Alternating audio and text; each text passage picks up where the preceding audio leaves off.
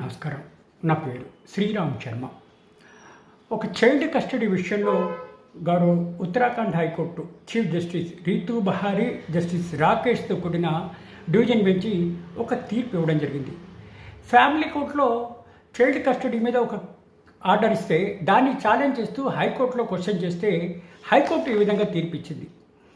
ఇట్లా మైనర్ పిల్లల కస్టడీ విషయంలో Hindu minority and guardianship act అనుసరించి మైనర్ పిల్లల్ని తల్లి, తండ్రి, నాయనమ్మ, బామ్మ, అమ్మమ్మ దగ్గర వాళ్ళ విషయాల్లో షేర్ చేయాల్సిందే, వాళ్ళ ప్రేమలకి దూరం చేయకూడదు. ఇట్లా లా కమిషను రిపోర్ట్ ఇచ్చింది.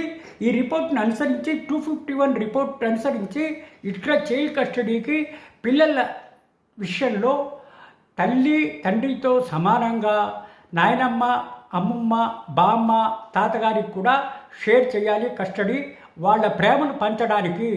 అంటే ఈ తీర్పు ద్వారా మనకి తెలిసేది ఏంటి?